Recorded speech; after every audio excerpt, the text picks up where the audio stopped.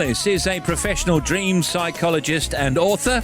He's analysed over 100,000 dreams throughout his career and says exploring our dreams is the most powerful way to understand what we want out of life and how we can achieve it. I'm so sorry. Ian, how are you? Good afternoon. I'm great. That was just uncanny, Steve. I just thought I was talking to myself. I almost thought you were in the room. Yes. Whatever that means. Email from Tina Harrison on Dreams First of All. I had a dream that I was a jumper, navy blue, but faded, bobbled, and with a couple of moth holes. I was folded up in a drawer with other jumpers. Then the drawer was opened and I was lifted out, shaken and released. I felt a tremendous sense of relief, but while I was in the drawer, I felt trapped and shackled as if the sleeves were my arms, all tied up and suffocated. I'd be really interested, says Tina Harrison, what that's all about. This is a fantastic dream from Tina, and it's just brilliant imagery. So your clothes symbolise your self-image, Tina, in waking life, and a jumper suggests a comfortable self-image. Being faded and bobbled shows it's quite a familiar self-image, and the drawer indicates that you feel you've had to tuck this self-image away and all the talents that you use with it. So opening up the drawer and being shaken suggests a shake-up in your waking life that has given you more freedom, and arms symbolise your ability to confidently take action and assert your intentions to other people. Well, that is interesting. So in a sense, is this a dream telling her to do something? Yes, she has to take action, and something has happened probably quite recently where she now has the freedom to take far more action and be the person who she really is. We always ask you this, and dreams are about sifting through and sorting out our lives, and we kind of solve our problems, don't we, in our dreams sometimes? Yes, what the dream does psychologically, it's a continual way of updating your sense of self. It's the ultimate selfie. Yeah, I like it. It's the ultimate selfie. Very good. Who's on the line here? Hello, who's this? My name's Annette. Hello, Annette. How are you? Are you Annette Edgar in Lincoln? I am. Oh, I was told that you weren't going to be there, but you are, aren't you? I am. I always listen to your show. Oh, we appreciate that. And Ian is here, and your recurring dream is about a house that's far too big. Is that right, Annette? Yeah, it's a house that I've moved to, and it's a very big house. And I'm sort of walking around the house, and then I find that there are sort of rooms that I don't go into because it's very, very big. But the weirdest part about the dream of all is it's a very high house, and it has a very, very big attic. And in the attic, there are lots of bookshelves with lots of books in and papers. And it's the gentleman who used to own the house that has all this stuff in the attic. And he's still in the attic. And he keeps coming back into the attic, and he doesn't take all this stuff away. And he's sort of getting in through the roof, if you see. Okay, well, I'm going to take a guess, and then Ian will set me right, obviously. I think that you're not entirely yet comfortable where you are in your life, or maybe even in a house or a property or with something or somebody. Now, that could be complete nonsense, and probably is. What do you say, Ian? So, Steve, that's a very worthwhile perspective. But But it's nonsense. That's psychologists speaking for going, okay. So, Annette, a house symbolises the self. Houses have got insides and outsides, and so do we. We've got inner and outer lives. And all these rooms represent different aspects or possibilities for your character.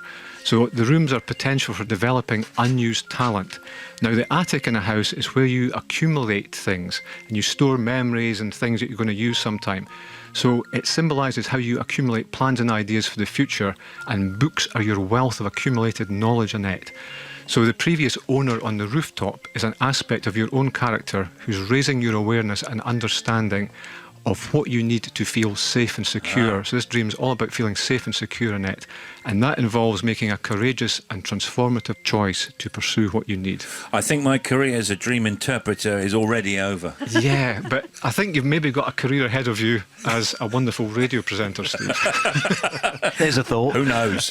Will she be able to get back into that dream? Is it easy or difficult to get back into a dream? It's very easy. You just have not to overthink it. You just have to let it happen and just relax and go into it. Like Annette can go to sleep tonight and think to herself, OK, I want to get back into that dream.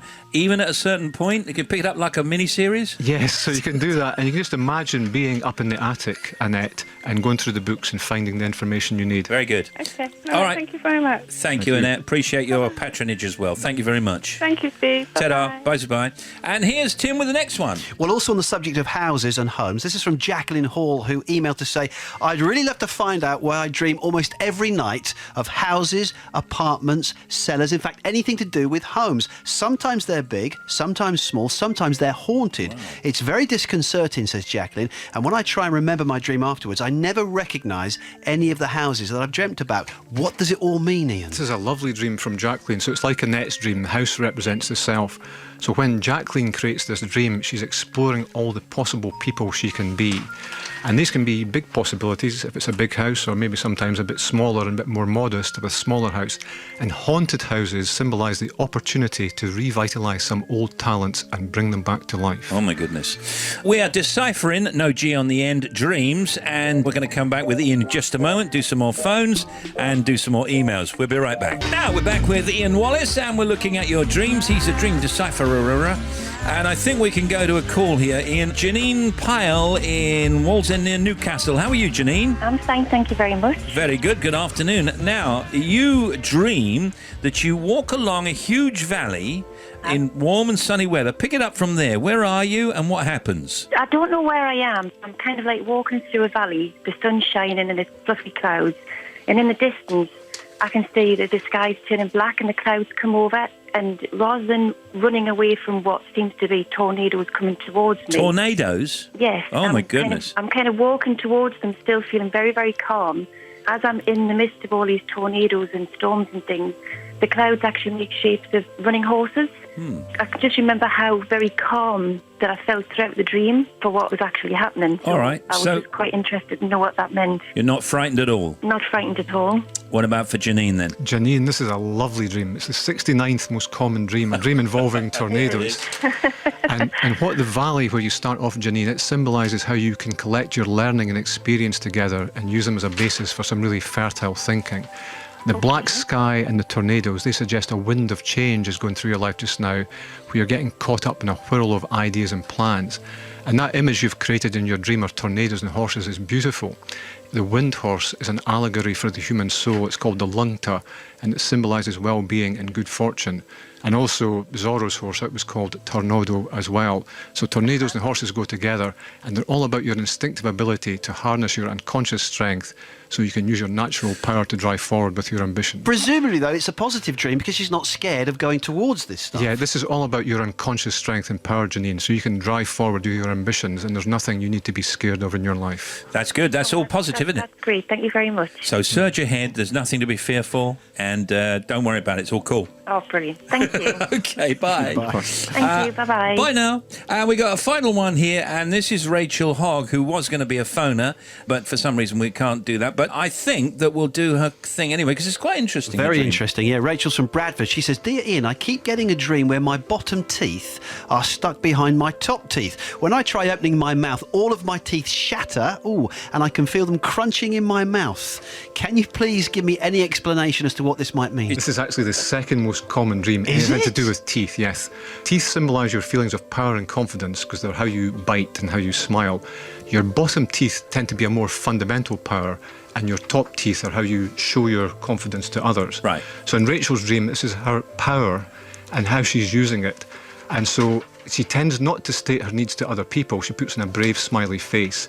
And whatever situation she finds herself in, the shattering teeth suggests that somehow it's shattering her confidence.